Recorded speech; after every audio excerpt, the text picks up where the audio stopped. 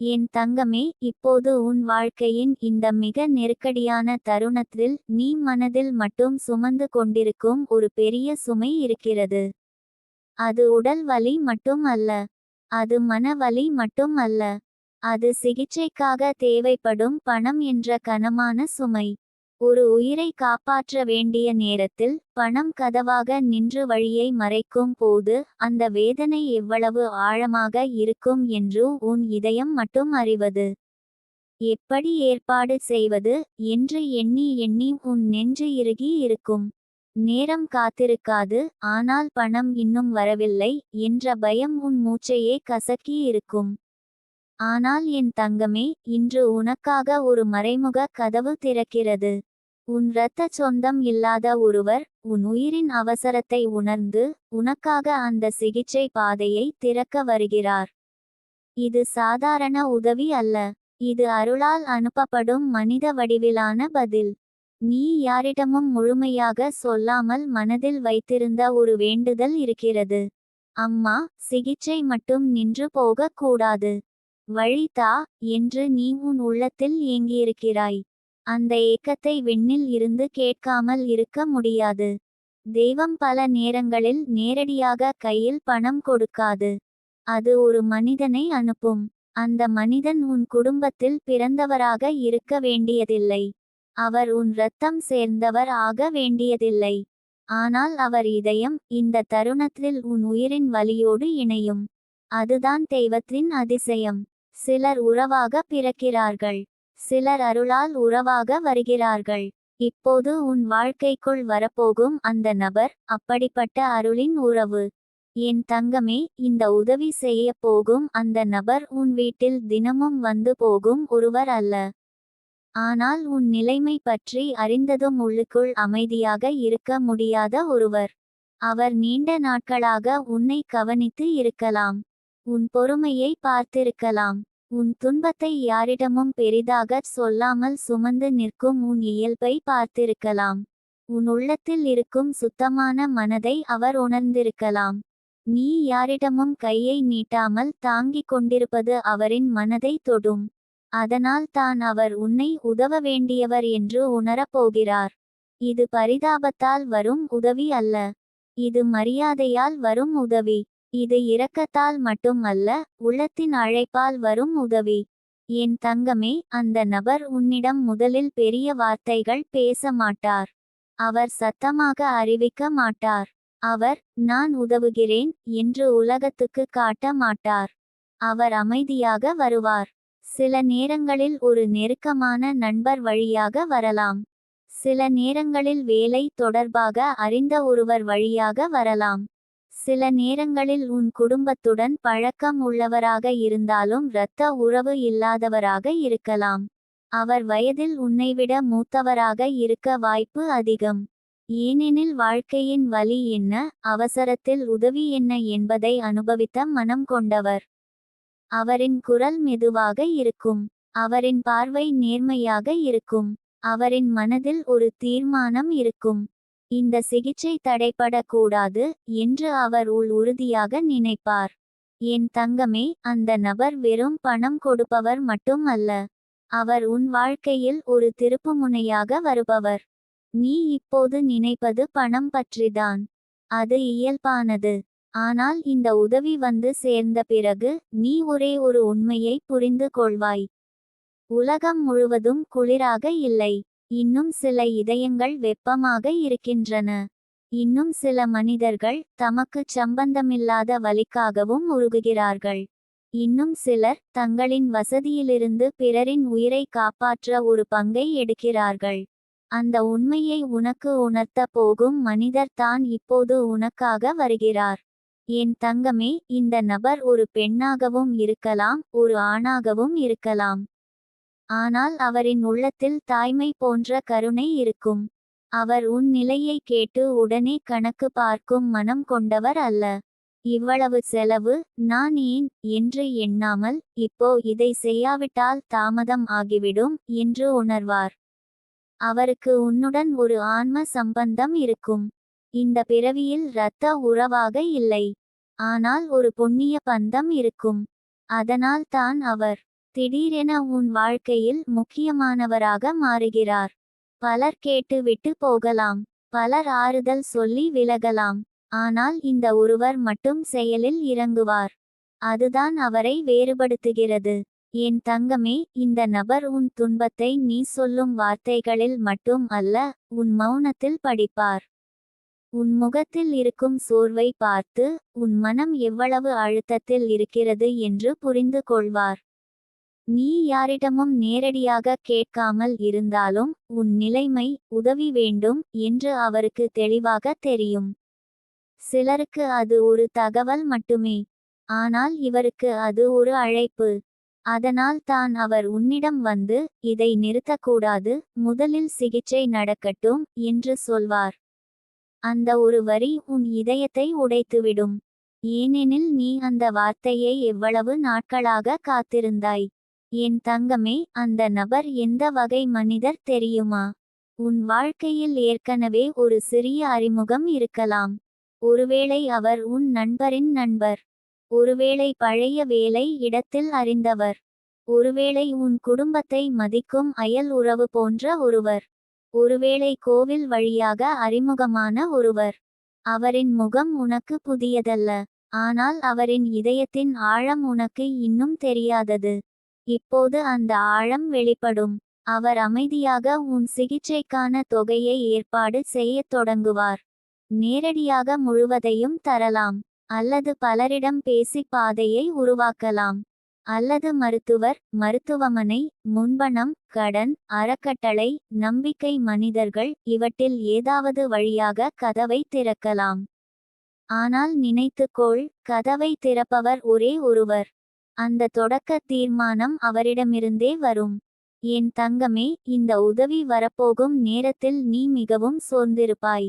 இனி முடியாது என்று நினைக்கும் நொடியில்தான் அருள் வந்து கதவை தட்டும். அது எப்போதும் அப்படித்தான். மனிதன் முழுவதும் தளர்ந்து போகும் முன்பே தெய்வம் ஒரு கரம் நீட்டும். அந்த கரம் தான் இப்போது அந்த நபரின் வடிவில் வருகிறது. அவர் உன்னிடம் வெறும் பணம் மட்டும் தர மாட்டார். அவர் உன் மனத்துக்கும் தைரியம் தருவார்.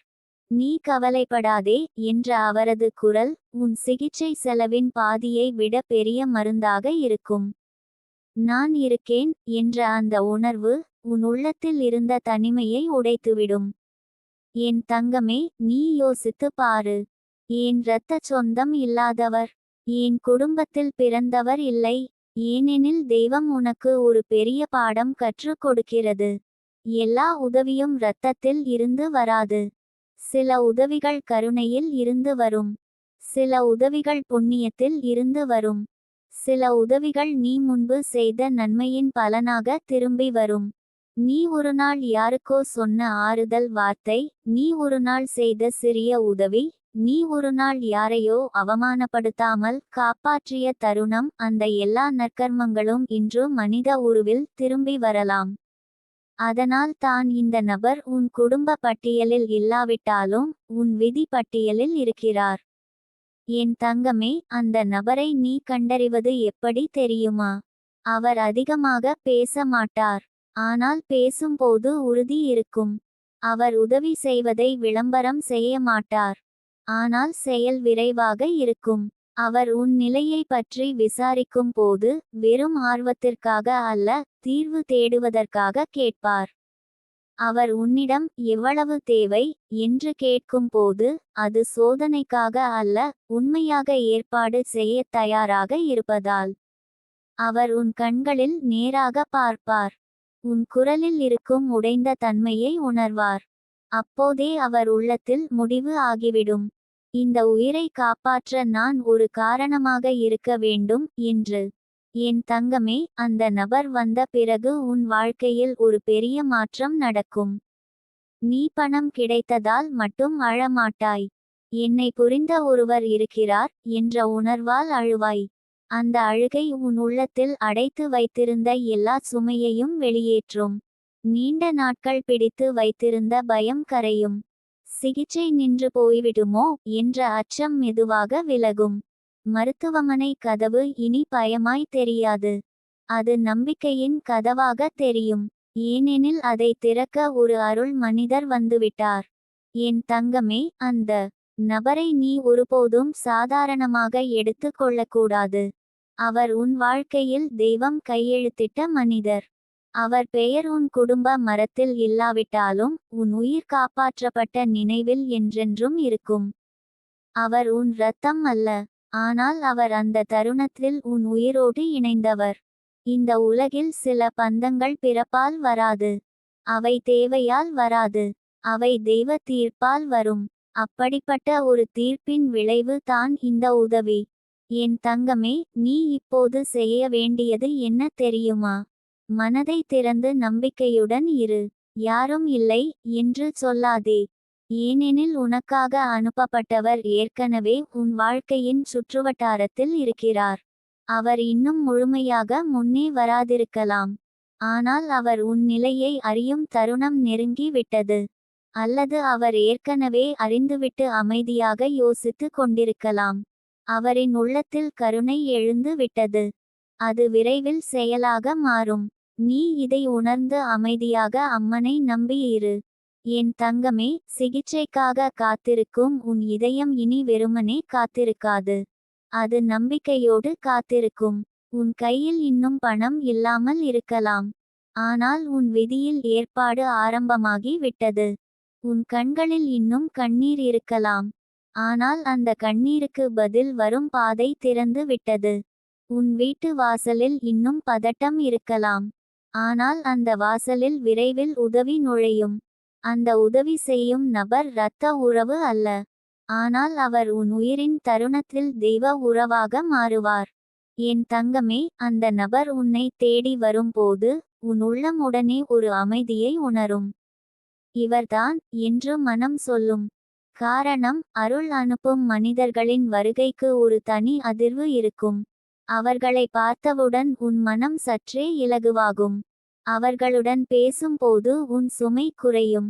அவர்களின் குரலில் வெறும் வார்த்தை இல்லை, ஆதரவு இருக்கும். அவர்களின் முடிவில் வெறும் இரக்கம் இல்லை, பொறுப்பு இருக்கும். அதனால் தான் அவர் வெறும் உதவியாளர் அல்ல. அவர் உன் வாழ்க்கையின் ஒரு முக்கிய திருப்புமுனை. என் தங்கமே, இந்த உதவி கிடைத்த பிறகு நீ உன் மனதில் ஒரு உறுதி எடு. நான் மீண்டு எழுந்த பிறகு நான் கூட யாரோ ஒருவரின் அருள் மனிதராக இருப்பேன் என்று. ஏனெனில் தெய்வம் நமக்கு தரும் உதவிகள் ஒருநாள் பிறருக்கு தரப்பட வேண்டிய ஒளியாக மாற வேண்டும். இன்று உனக்காக ஒருவர் வருகிறார். நாளை யாருக்கோ நீ போவாய். இன்று உனக்காக ஒருவர் சிகிச்சை பாதையை திறக்கிறார். நாளை யாருக்கோ நீ வாழ்வின் கதவை திறப்பாய். இதுதான் அருள் சுழற்சி. என் தங்கமே, இனி பயப்படாதே. சிகிச்சை நின்று போகாது. கதவு திறக்கும். பணம் ஏற்படும். வழி கிடைக்கும். உன் இரத்தம் சேர்ந்தவர் அல்லாத ஒருவர் உன் உயிர் தாங்க வேண்டிய இந்த தருணத்தில் உனக்காக தேவதை போல நிற்பார். அவர் உன் விதியில் ஏற்கனவே எழுதப்பட்டவர். அவர் உன் துன்பத்தின் முடிவில் கையொப்பமிட வருபவர். அவர் உன் வாழ்க்கையில் பணம் மட்டும் கொண்டு வரமாட்டார். அவர் நம்பிக்கை கொண்டு வருவார். அவர் தைரியம் கொண்டு வருவார். அவர் அருளின் சாட்சி கொண்டு வருவார். என் தங்கமே, உன் கண்ணீரின் கதவை இப்போது ஒரு அருள் மனிதர் திறக்க வருகிறார். உன் சிகிச்சை பாதை நிற்காது. உன் உயிர் காத்து கொள்ளப்படும். உன் மனம் மீண்டும் எழும். உன் வாழ்க்கை மீண்டும் ஒளி காணும். உன் இரத்த சொந்தம் அல்லாத அந்த நபர் உன் விதியில் தெய்வம் தேர்ந்தெடுத்த உறவாக உன்னருகில் நிற்பார். என் தங்கமே, அந்த அருள் மனிதர் உன் வாழ்க்கைக்குள் வரப்போகும் நேரம் மிகவும் அமைதியானதாய் இருக்கும். வெளியில் பார்த்தால் அது சாதாரண ஒரு சந்திப்பு போல தோன்றலாம். ஒரு அழைப்பு, ஒரு செய்தி, ஒரு திடீர் வருகை, ஒரு நெருக்கமான உரையாடல், இவற்றில் ஏதாவது ஒன்றாக அது தொடங்கலாம். ஆனால் உன் உள்ளம் உடனே அந்த தருணத்தின் வேறுபாட்டை உணரும். ஏனெனில் நீ பல நாட்களாக சுமந்து வந்த சிகிச்சை சுமை அந்த நொடியிலிருந்து சற்றே இலகுவாகத் தொடங்கும். அவர் உன்னிடம் அதிகமான வாக்குறுதிகள் கொடுக்க மாட்டார். ஆனால் அவர் சொல்வது மிக குறைவு இருந்தாலும் அது உன் மனத்தில் பெரும் நிம்மதியை தரும். முதலில் சிகிச்சை நடக்கட்டும் என்று அவர் சொன்னால் அந்த ஒரு வரி உன் இதயத்தில் பல நாட்களாக அடைத்து வைத்திருந்த அழுகையை உடைத்துவிடும். நீயே நீண்ட காலம் தாங்கிக் கொண்டிருந்த பயம் அந்த நொடியிலிருந்து மெதுவாக கரையத் தொடங்கும். என் தங்கமே, அந்த நபர் உன் வாழ்க்கையில் வெறும் ஒரு உதவியாளராக மட்டும் நிற்கப் போவதில்லை. அவர் உனக்கு ஒரு உண்மையை நிரூபிக்கப் போகிறார். இந்த உலகில் இரத்தம் மட்டும் உறவை உருவாக்காது. சில நேரங்களில் கருணை தான் உண்மையான உறவை உருவாக்குகிறது. சில நேரங்களில் நம்முடைய வேதனையை பார்த்து அதற்குள் நுழைந்து நான் இருக்கிறேன் என்று சொல்வதே பெரிய உறவு. உன் வாழ்க்கையில் இப்போது வரப்போகும் அந்த நபர் அப்படிப்பட்டவர். அவர் உன் வீட்டில் தினமும் வாழ்ந்தவர் இல்லை. உன் குடும்ப புகைப்படத்தில் இல்லாதவர். உன் பிறப்பு கதையில் இல்லாதவர். ஆனால் உன் மீண்டு எழும் கதையில் அவரின் பெயர் என்றும் இருக்கும். ஏனெனில் சிகிச்சை தேவைப்படும் இந்த நொடியில் அவர் உனக்காக ஒரு கதவை திறக்க வருகிறார். அந்த கதவு வெறும் மருத்துவமனை கதவு அல்ல. அது உயிர் தொடரும் வாயில். என் தங்கமே, அந்த நபரின் உள்ளத்தில் ஏற்கனவே ஒரு போராட்டம் நடந்து கொண்டிருக்கலாம். நான் எவ்வளவு செய்ய முடியும் என்று அவர் யோசித்து இருக்கலாம். இதை செய்ய வேண்டியது என் கடமையா என்று அவர் ஒரு கணம் தன்னை கேட்டு இருக்கலாம். ஆனால் அந்த யோசனையின் முடிவில் அவரது மனம் ஒரே ஒரு தீர்மானத்துக்கே சென்று நிற்கும். இந்த நேரத்தில் நான் பின்னால் நிற்கக்கூடாது என்று. அப்படி தீர்மானிக்கும் மனிதர்கள் அரிது. அதனால் தான் அவர் சாதாரண நபர் அல்ல. அவர் உன் விதியில் அருளின் கருவி. அவர் உனக்காக பணத்தை மட்டும் ஏற்பாடு செய்ய மாட்டார். அவர் உன் சிகிச்சைக்கு தடையாக இருந்த மனச்சுமையையும் உடைத்து விடுவார். எல்லாம் முடிந்துவிட்டது என்று நீ எண்ணிய இடத்தில் இன்னும் முடிவடையவில்லை, வழி இருக்கிறது என்று அவர் உனக்கு காட்டுவார்.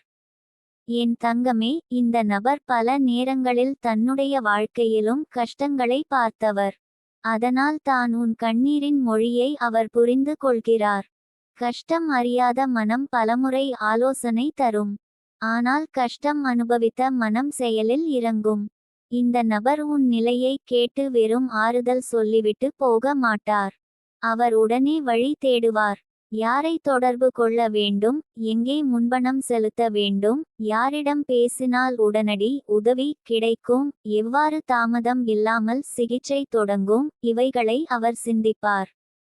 உனக்காக அவர் எடுத்து கொள்ளும் இந்த அவசரம் உன் இரத்த சொந்தம் காட்டாத ஒரு ஆழத்தை உனக்கு உணர்த்தும். அதனால் தான் இந்த உதவி உன் மனதை இன்னும் அதிகமாக நெகிழ வைக்கும். என் தங்கமே, அவர் உன் வாழ்க்கையில் ஏற்கனவே ஒரு நிழலாய் இருந்திருக்கலாம். நீ அவ்வளவு முக்கியமாக எடுத்து கொள்ளாத ஒரு அறிமுகம். ஒருவேளை ஒரு அயல் வீட்டு பந்தம். ஒருவேளை ஒரு பழைய வேலை இடத்தில் மதிப்புடன் பார்த்த ஒருவர். ஒருவேளை உன் நண்பரின் குடும்பம் வழியாக அறிந்த ஒருவர். ஒருவேளை கோவில், வழிபாடு, தரிசனம், ஆன்மீக வட்டாரம் வழியாக உன்னை அறிந்த ஒருவர். அவரின் வருகை திடீரென பெரியதாக தோன்றலாம். இவரா என்று உன் மனம் ஆச்சரியப்படும். ஏனெனில் பலமுறை நாம் எதிர்பார்க்கும் இடத்தில் அருள் வராது. நாம் எண்ணாத இடத்தில் அது வந்து நிற்கும்.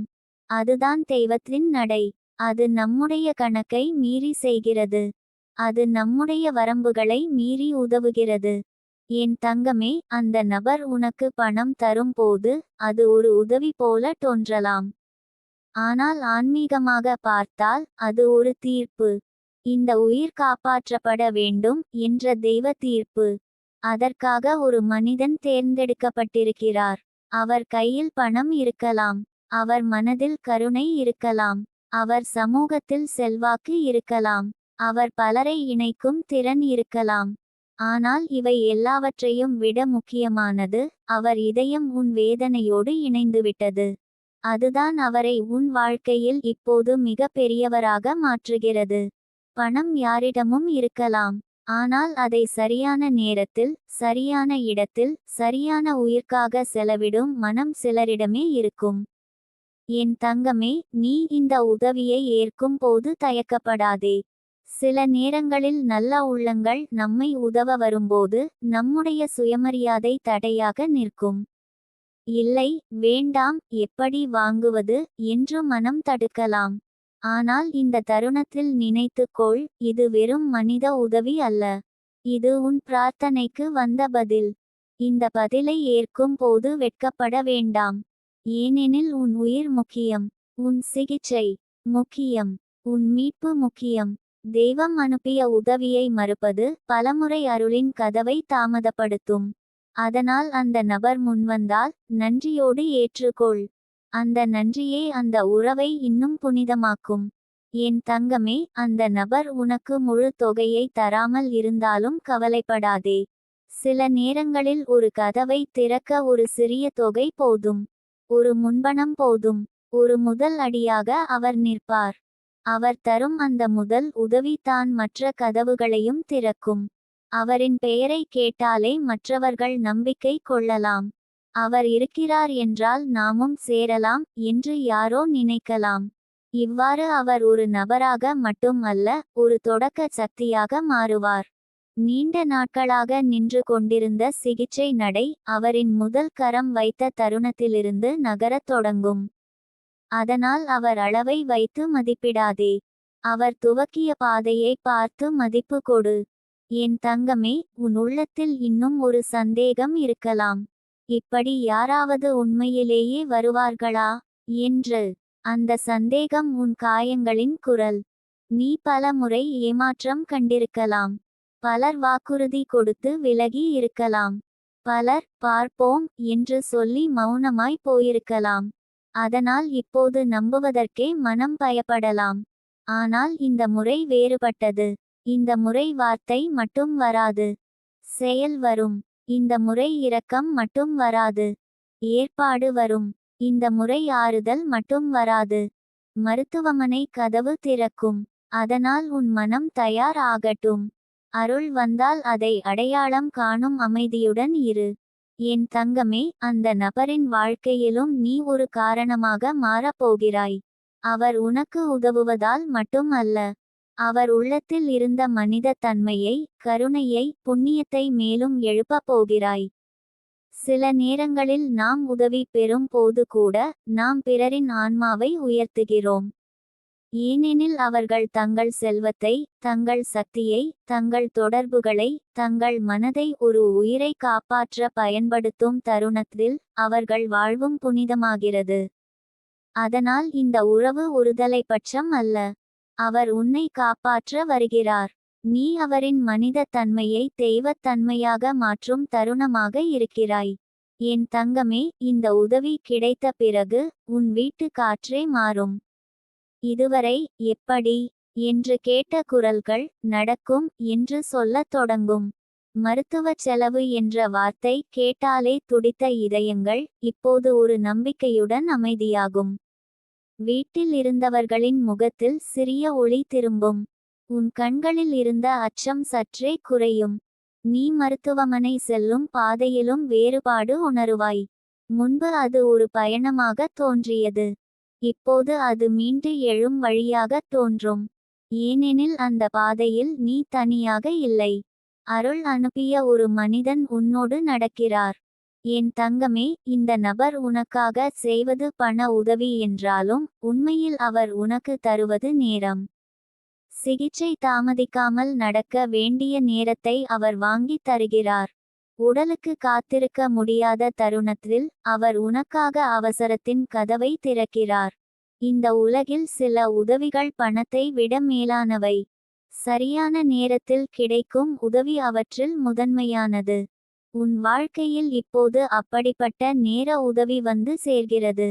அதனால் இதை சாதாரணமாக எண்ணாதே. இந்த தருணம் உன் விதியில் எழுதப்பட்ட திருப்புமுனை. என் தங்கமே, உன் கண்ணீர் விரைவில் ஒரு புதிய அர்த்தம் பெறும். இன்று அது பயத்தின் கண்ணீர், நாளை அது நன்றியின் கண்ணீர். இன்று அது திணறலின் மூச்சு, நாளை அது நிம்மதியின் சுவாசம். இன்று அது எங்கே போவேன் என்ற குழப்பம், நாளை அது அம்மா வழி காட்டினாள் என்ற நம்பிக்கை.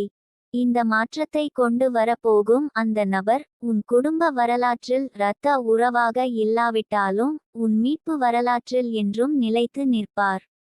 நீ அவரை நினைக்கும் போதெல்லாம் ஒரு மனிதன் கூட தேவதையாக மாற முடியும் என்ற உண்மை உன் மனதில் ஒலிக்கும். என் தங்கமே, அந்த நபர் உன்னிடம் வரும்போது அவரின் கண்களில் இரக்கம் இருக்கும், ஆனால் அதைவிட அதிகமாக மரியாதை இருக்கும். அவர் உன்னை பலவீனமாக பார்க்க மாட்டார். அவர் உன்னை போராடும் உயிராக பார்ப்பார். அதனால் தான் அவர் உனக்காக நிற்பார். சிலர் இரக்கத்தால் பணம் தருவார்கள், ஆனால் சிலர் உன் உள்ளத்தின் வலிமையை மதித்து உதவுவார்கள். இந்த நபர் இரண்டாவது வகை. அவர் உன் கண்ணீரை மட்டும் பார்க்க மாட்டார், உன் தைரியத்தையும் பார்க்கிறார். அதனால் அவர் உன்னை உதவ வேண்டியவராக மட்டுமல்ல, காப்பாற்றப்பட வேண்டிய அர்த்தமுள்ள உயிராக பார்க்கிறார். இதுதான் அவரின் உதவியை இன்னும் புனிதமாக்குகிறது. என் தங்கமே, நீ இந்த காலத்தை கடந்து சென்ற பிறகு பல முகங்களை மறந்து விடலாம். ஆனால் இந்த ஒருவரின் முகம் மட்டும் உன் மனதில் நிலைத்து இருக்கும். அவர் சொன்ன ஒரு வரி, அவர் வைத்த ஒரு கை, அவர் அனுப்பிய ஒரு தொகை, அவர் செய்த ஒரு அழைப்பு, அவர் ஏற்பாடு செய்த ஒரு நேரம். இவை அனைத்தும் உன் வாழ்க்கையில் புனித நினைவுகளாக மாறும். அந்த நினைவுகள் உனக்கு என்றும் ஒரு பாடம் சொல்லும். அருள் மனிதர்களை தேர்ந்தெடுத்து வேலை செய்கிறது என்று. இன்று அந்த உண்மை உன் வாழ்க்கையில் நேரடியாக எழுதப்படுகிறது. என் தங்கமே, இப்போது உன் மனதை அமைதியாக வைத்துக்கொள்.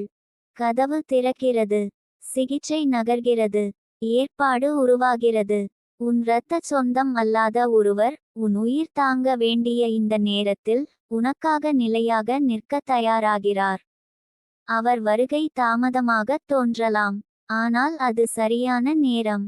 அவர் உனக்கு அறிமுகமானவர் போலத் தோன்றலாம், ஆனால் அவர் உண்மையில் உன் விதியின் தேர்ந்தெடுக்கப்பட்டவர். அவர் உனக்கு பணம் மட்டும் தரமாட்டார்.